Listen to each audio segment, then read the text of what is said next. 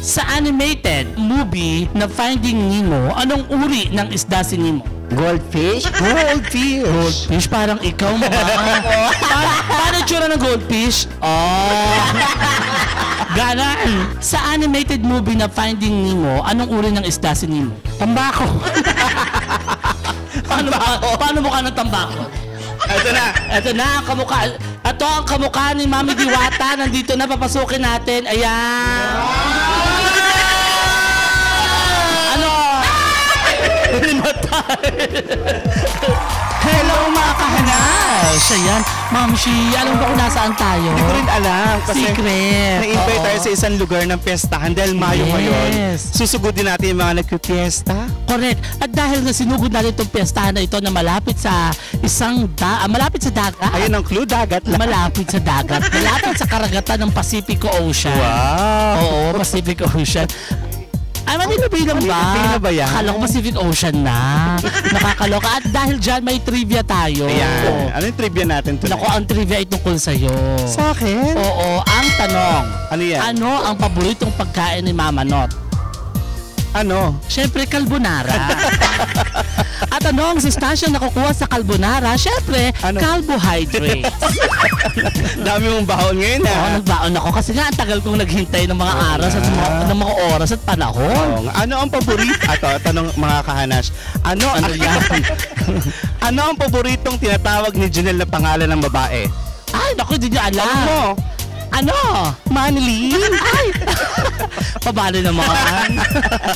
Okay. At dahil dyan, syempre, madlang people, mga kahanas, nandito kami ngayon sa isang barangay para hanashin ang mga tao dito. Syempre, ito ang Para sa Pera ng Hanash, Pilipinas. Yes, at ngayon naman po makakausap natin ang pinakamatamis na komedyante, si Sugar Beth. Hi, Ma! Yes! Hi! Hello Philippines and hello world! Ako nga po, si Sugar Beth ang nag-isang bubot sa kagubatan. Wow! Parang bayabas, bubot. Nina, kada tamang sagot 20. Pag mali ka, sisikmuraan ka namin. Uy! Oh my God, grabe. Parang gusto ko yung 20. Ano? Oo, sige. Nina, anong tinapay na madalas kainin ng mga Pilipino ang tinatawag din natin na salt bread? Sopas? Salt bread. Salt bread. Salt bread. Ano yan? Sa palagay mo? Tinapay. Parang pumasok sa isip ko pandesal. Wow! Bigyan mo ng 20! Ay! Seryoso? Totoo to? Ay. Tama ka, ang galing mo Next! Nung unang panahon, anong pampalasa sa kusina o spice ang kayang makabili ng ari-ari? Asin. Bigyan mo ulit ng 20? Ay! Galing. Ay, grabe. Thank you so much. Rainy! Yes, ang ating susunod na makakausap, napaka-fresh, Celebrity napaka-sariwa. Pakilala po kayo. So, Naya Lacandini, ang isa sa mga angel ni Luis Manzano sa Minute to Minute and I Can See Your Voice. At lagi niyo rin po ako napapanood minsan sa mga kamukha ng Jessica Soho, kay MJS, di ba Max? Ang diwa naksin ako. At kay Aura yung Here Comes the Groom. Magpakailan na, marami na po ako na extra. Na extrahan. Kada tamang sagot 20. Pag mali ang sagot mo, totodasin namin lahat ng ngipin mo. Okay, sige po. Go. Anong tinapay na madalas kainin ng mga Pilipino ang tinatawag din na salt bread? Pandesal. Wow, bigyan mo ng 20. Wow, brainy! Nung unang panahon, anong pampalasa sa kusina o spice ang kayang makabili ng ari-arian? Pilak. Spice! Ano ba yung unang-unang pwedeng pambili? Mga para suwa, palitan. Ano nga yun? Barter change ang tawag doon. Oo. Gamit, palay, bigas. Sinabi lahat. Malers, mami. Oo. Sa animated movie na Finding Nemo, anong uri ng isda si Nemo? Goldfish? Goldfish, parang ikaw mo ba? Paano tsura ng goldfish? Ganan. Goldfish is Malers. Sa animated movie na Finding Nemo, anong uri ng isda si Nemo? Tambako. Paano mukha ng tambako? Nakakaloka. Malers, mami. Bayis. Bayis. Ah, bayis. Ba't yung ungol? Oy, bayak tama ba? Tama. Bayis, ah. Paano ka ba mambayis? Bayis. O, eto yun, Nima, para makita mo. Ito yan. Bayis. Oh, Ayan pala yun. nanalo ka na bayis mo kami. Okay, next. Eto na. Sa internet, anong ibig sabihin ng www? Hala, hindi ko masagot. Parang mahirap. Hindi ko napag-aralan yung nag-aaral ako. Hulaan mo. tingin mo lang, hula mo lang. Maghula ka sa mga tatlong W. www. Social Welfare Incorporated Association.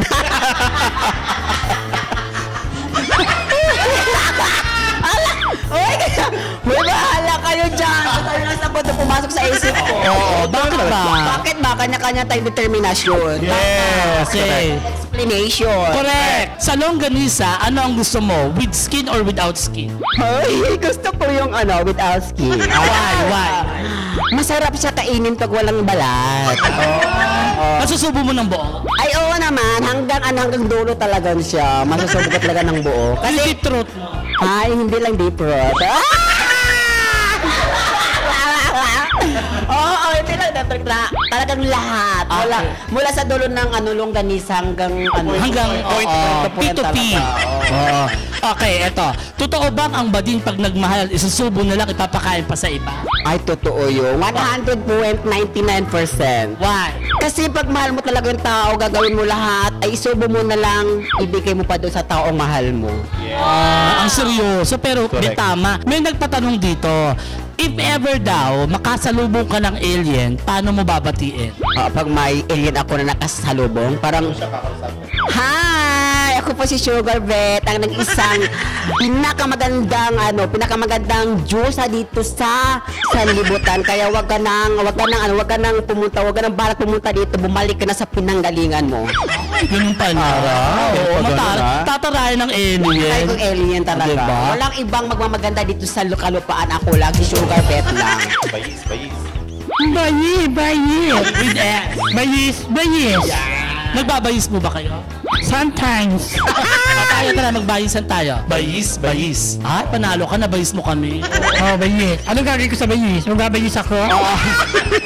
Eto, Anima, sa internet, anong ibig sabihin ng www? Hindi ko alam yun. Welcome Butonda. Welcome, Rotonda. Okay!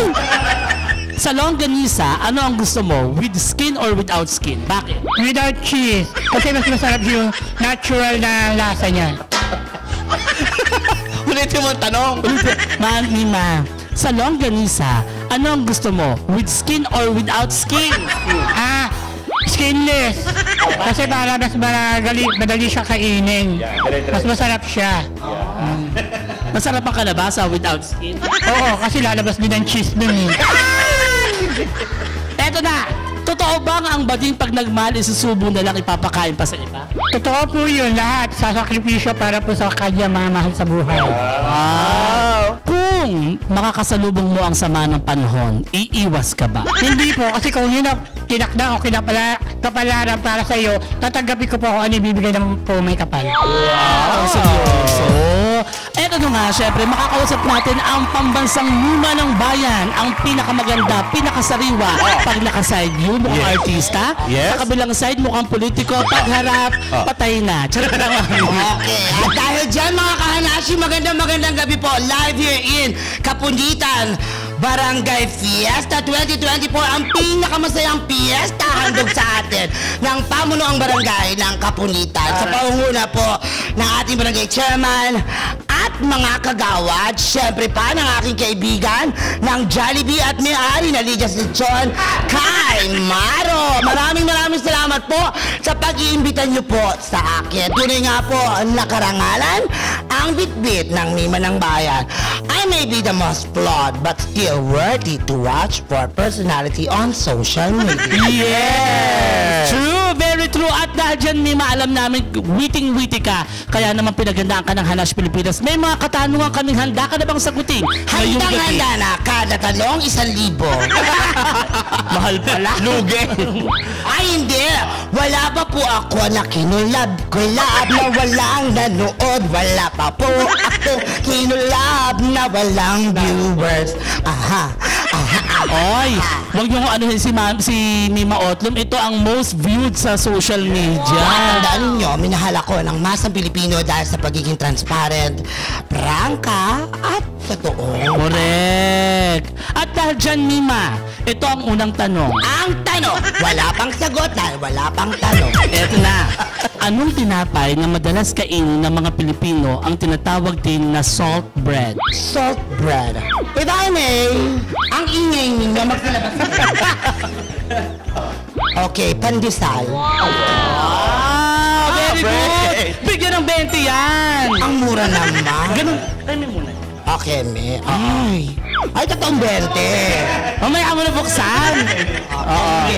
Ang galing mo. Next question, Mima. Nung unang panahon, anong pampalasa sa kusina o spice ang kayang makabili ng ari-arian? Well, asin. Oh, sige, correct! Bigyan ng 20 yan! Alam nyo kasi, dito sa atin, sa Asia, lalo na sa Pilipinas, we are capital of mga spices, kagaya ng bawang. Okay, mga sibuyas na yan, mga sili na yan. Pero, definitely, if not of the salt, where will you go?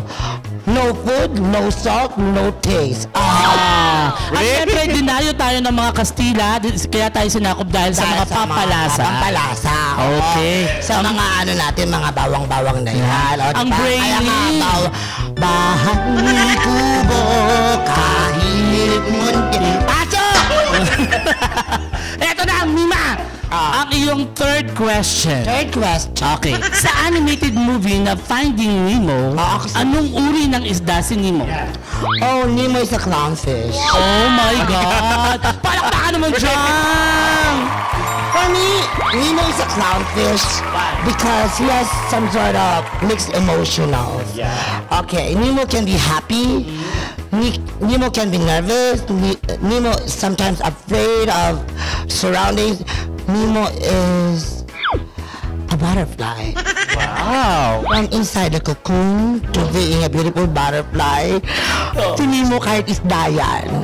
Mukha siyang bata. No. Kaya niyang i-capture ang puso ni Numan. So, Mima, nakikita mo ba ang sarili mo kay Nemo? Yes. Why? Because do you wanna build a snowman? You know, I can be a clown, but not a fish. I can whoever you want me to be. I can live, I can love, I can reach the heavens above. I can right what is wrong. I can sing just any song. I can be your good friend. I can love you until the end. Palakpakan naman. Yes, galing. Ito ang iyong bayis-bayis question, Ma'am. Ayoko magbayas. Iba to. Pakita natin ang pagtamang pagbabayis. Mima, kailangan magawa mo to. Okay. Bayis. Okay. Sabi mo lang, bayis-bayis. Bayis. Okay. Your hands must be in this circular motion. Yeah, correct. And that it doesn't grip so much. Yes. It has to be some sort of air by the way. Oh, eto talaga yung bayis-bayis sa amin. Okay, what- Pakita na. Eto. Okay. Bato, trigo. Bato. Bayis. Okay, Bayis. Okay, dalawa lang. 1, 2, 3, go! Bayis! Talo ko kayo. Nanalo. Kayo. Nabayis Ako ang na kayo. panalo. Nabayis na. Okay, so kayo ang tatanungin ko. Go. Okay, question, Mima. Ang question for you, magtago ka muna. If you were to choose beyond beauty and brain, what would you choose and why? Pipiliin ko po ang kagandahan. Okay. pipiliin ko ang kagandahan dahil ang kagandahan hindi naaagnas. Parang ito, maganda, diba? Hindi naaagnas. Sariwa. Sino nasabi na kagandahan ay hindi naaagnas? Ako. Well, nagkakamali ka. Ang lahat ng uri ng kagandahan sa mundo, mapapangit man ito sa paningin ng iba o maganda ito sa paningin ng iba. Kapag ikay namatay, lahat ng iyan ay nawawala. Maliban na lang kung Egyptian embalmer ang kinuha mo, mag-aala, Marcos ka. Kagod si Mima. Hindi, totoo.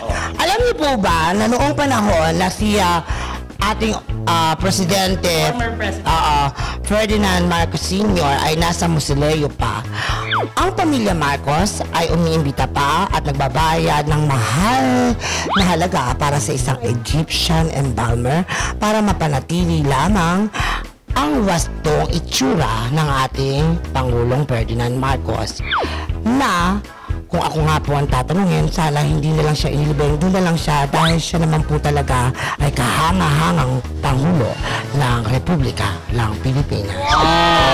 Kaya. Okay, next question, Mima. Next question. Tatago mo na ako. Okay. Kung mamamatay ka bukas, bakit hindi pa ngayon? Hindi pa ako nagmamadali, Mima. Okay. Marami pa akong kailangang tustusan. May mga si Babe, nandyan si Babe. Oh, si Babe. Si Babe, baboy yan. Ikaw, meron ka bang pag-ibig ngayon? Meron akong pag-ibig, pero ang aking pag-ibig, tila walang pag-ibig.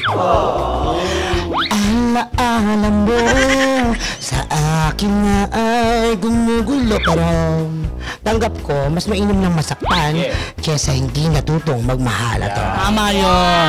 Ito na ang next question, Mima. Ito ang base question mo. Sa internet, ano ang ibig sabihin ng www? World Wide Web. Bigyan mo ulit ang pera. Ang bilis. Ang barya! Okay, next question. Sa longganisa, ano ang gusto mo? With skin or without skin? Well, I prepare bilang isang Bulakenyo. I prepare it with skin and bawang. Oh, mayaman sa bawang. Yes, dahil sa bawang, walang kolesterol, walang high blood. Tuloy ang buhay. Sila! Bawang na bawang. And finally, Mima, totoo bang ang bading pag nagmahal, isusubo na lang ipapakain pa sa Ay, totoo yan. Kaya kayo mga punyetang mga lalaki kayo. Pasensya na ho, tao lang nagkakamali, ano? Ha? Kayo mga lalaki kayo, mapalad kayo na may nagmahal sa inyong bakla na handang ibigay ang lahat, pati buhay, kaluluwa, dahil lang sa sinasabing pagmamahal. Kung natagpuan nyo ang baklang tulad nito, na hindi lang ikaw ang minahal, kasi may mga bakla na ang gusto lang nota, di ba? Pero, hindi, yung totoo yun. Totoo yun. Pero may mga baklang tulad ko na pag minahal ka, ang mahal buong pamilya mo. Handang ituring na pamilya ko din ang pamilya mo. At sa oras na karamdaman andyan para magbantay at gumabay sa inyo, huwag mo siyang pababayaan. Oo, hindi mo maibibigay sa kanya ang 100% na pagmamahal mo dahil tunay kang lalaki at siya'y lalaki din. Pero suklian mo ng pagmamahal ang 100% na pagmamahal na kaibigay ng bakla dahil kayamanan kami sa mundong ibabaw. Wow! At ito na nga, may nag-chat din sa May atin. nabalitaan ako na kalalakihan na sinaktan ng bakla. Tandaan ninyo, bunganga ko walang preno. Naka-award ka ba ng Nang umang? a-award ako, basta tama lang ako. Nakipagsuntukan ka na ba sa buong buhay? Aba, of course. Gaano kadami na Nananapak ako ng dapat sapakin. Ha? mga umbaw? Oo, bakla din. Mag-ingat tayo. Pero iyon ay nangyayari lamang kung kinakailangan. Tatandaan nyo ito, masasaktan nyo ako, pero gaganti-gaganti ako. Asom at nasusukol, natututong kumagat. Tandaan nyo. Oh, very well said. At dahil dyan, Mima, merong Emmy question na nandito na nag-chat sa amin. Kung makakasalubong... Eme, gusto ko yung totoo. Ah, ito totoo to. Kung makakasalubong mo raw ang isang alien, paano mo siya babati? Welcome to the Philippines. Ba't nandito kami na? Tuto naman kami na. Bakit mo naman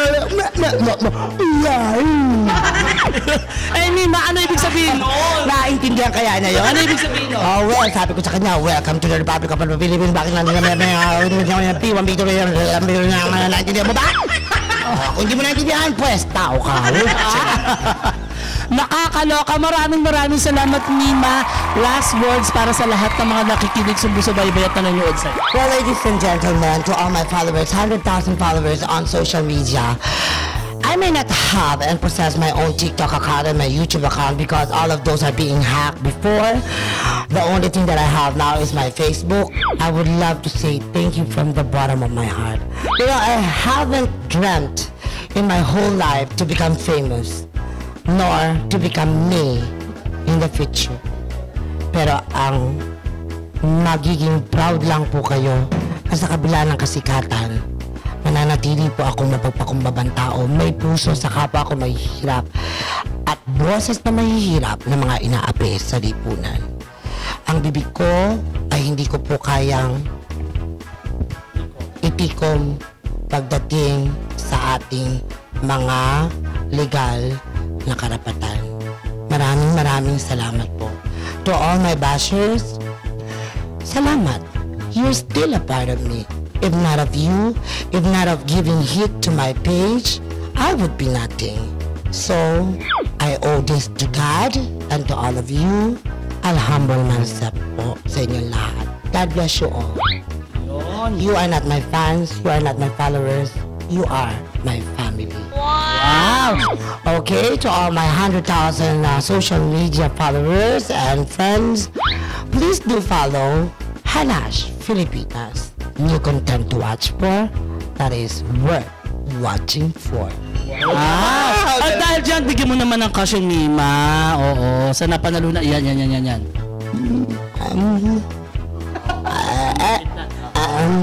Okay, wala pa yung talent fee, ha? Ito po yung sa question. Alam niyo na, kaya niyo makarinig. Wala pa ako nakikita ng 3 ulo, ha? Would you mind? I love you po. Sabihan mo nila akong buraot ng social media. Kung inggit ka, gumaya ka. Bakit? Hiningan ba kita? At ang panghihingi ay hindi sa pilitan. Kaya ka bibigyan siguro dahil you are worth it na bigyan. Ako po ang nag-isang Mima ng Bayan. You can follow me on my personal Facebook account, PJ Basayo de la Cruz, and on my newest fan page, Otto PH Official, and my new TikTok account, Outloom 143, Mima ng Bayan. Maraming salamat po. Kapulitan Fiesta 2024, the happiest fiesta of them all. Bye!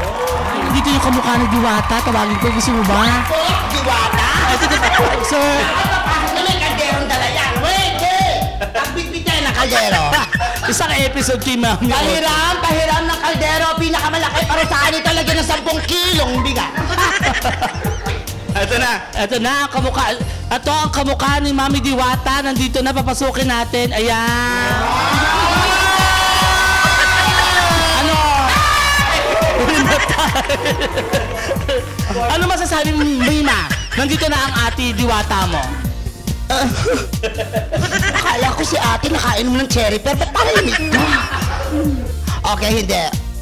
Sa lahat po ng mga naninira kay Ate Diwata, kung kayo po gusto nyo sumikat, gumawa kayo ng content sa sarili nyo, huwag kayong ganun, huwag kayong harsh sa kapwa ninyo.